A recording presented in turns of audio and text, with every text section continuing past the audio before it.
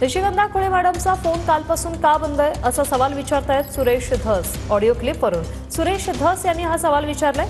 गात नावाच्या अधिकाऱ्यानेही या प्रकरणात घात केलाय असंही धस म्हणाले। तर ऑडिओ क्लिपमध्ये खुळे मॅडम प्रकरण किरकोळ आहे असं म्हणतायत। किरकोळ प्रकरण कोणतं आहे त्याचा शोध घ्यावा अशी मागणी सुरेश धसांची आहे।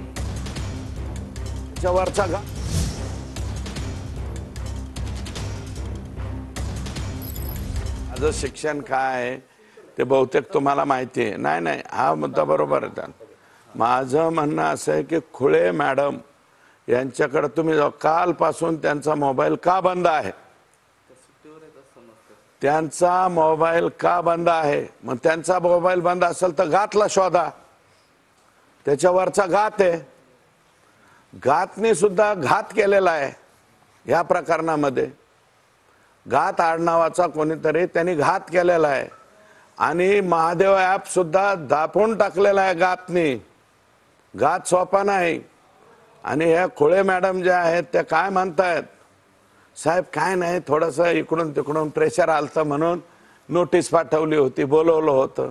कुणाच्या प्रकरणाच्या बाबतीत कोणत्या माणसाच्या इज्जती घ्यायला निघाले तुम्ही? तुम्ही शोध घ्या आणि नंतर मी त्याच्यावर बोलेन। मी काल म्हणलं होतं ना मीडियाला, पण तुम्ही अजून शोध घेतला नाही।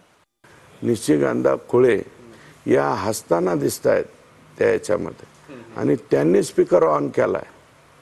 त्यांनी केलाय का आकांनी केलाय मला माहिती नाही। स्पीकर ऑन केलाय आणि प्रकरण ते अतिशय किरकोळ आहे असं म्हणलं। माझं म्हणणं आहे की तुम्हीच खुळे मॅडमला जाऊन विचारा किरकोळ प्रकरण काय आहे ते किरकोळ प्रकरण काय आहे ते मी सगळ्या मीडियाला विनंती करतो की ते प्रकरण किती किरकोळ होतं, काय होतं आणि कोणाच्या बाबतीत घडलेलं होतं आणि त्याच्या बाबतीत आका फोन करतात। म्हणून मी काल म्हणलं होतं की पंकजाताई या म्हणाल्या होत्या आपल्या भगवान भक्ती गडावर की यांच्याशिवाय यांचं पान हलत नाही। तर मग ते पान, ते जे कोणतं पान होतं ते पान आकांनी फोन केलेलं, हे आकाच्या आकांशिवाय कसं काय हल्लं याचा माझा सवाल आहे। मी माझ्या तोंडाने बोलणार नाही। माझी विनंती की हे प्रकरण काय आहे, हे याची शोध मोहीम ही मीडियाने घ्यावी।